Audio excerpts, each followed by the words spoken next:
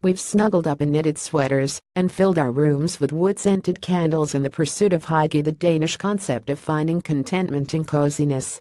When that didn't work, we turned to the Swedish idea of lagom, or moderate living, and it turns out we are still not happy. So maybe it's ikiga, the lifestyle concept from Japan, that will help us live our best lives. In some ways, ikiga is the antithesis of ikiga. Instead of encouraging us to slow down, it's about striving to find purpose in life, or raison d'être to use a French equivalent.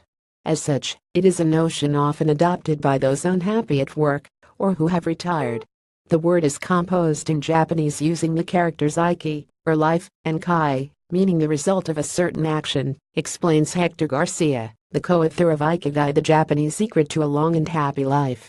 This all sounds rather fluffy, but studies show that losing one's purpose can have a detrimental effect. For instance, those who lose their raison d'être when they retire become more prone to contracting illnesses. But ikigai isn't an individualistic concept either, focused on self-preservation. The social connections that we form are as important as any sense of inner peace, according to a press officer from the Hyper Japan Cultural Festival who declined to give their name. Although it is not impossible to have ikigai without social connections, it is easier to feel ikigai by creating social connections, perhaps because of the ingrained social connections Japanese society promotes, and Japanese individuals are conditioned to seek, the spokesperson says. Now we're convinced to try it. How does one go about finding their ikigai? Flow is the first step, says Garcia. When we enter a state of flow, we lose the sense of time passing. Have you ever been so absorbed in a task that you forget to drink and eat? What type of task was it? Notice those moments when you enter flow, and your ikigai might be embedded in those moments. If you increase the daily time at flow, you will increase your connection with your ikigai.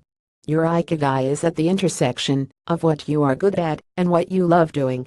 Since incorporating the ideas of ikigai into his life, Garcia says he has become better at appreciating and understanding what he finds joy in. I stop several times through the day and I ask myself, why am I doing this? Which, frankly, sounds exhausting. But Garcia stresses that noticing is only the first step. The next is implementing changes, and this is where most of us trip up. Then I have to learn how to make changes in my lifestyle to tilt towards more and more meaning. For example, I've become stronger at my daily job when it comes to saying no to things I know dislike and am not good at, and putting myself into situations where I'm doing things that I love and am good at. I've also put more time and dedication into my hobbies, yoga and photography, and am enjoying them more than ever. Still, it's hard not to feel that ikigai, like ikigai and lagom, is another sticking plaster we've reached for to help patch over the problems in our lives that run deeper than any buzzword word can solve. Although the words might be new, I think all the concepts are not really new, says the spokesperson for Hyper Japan.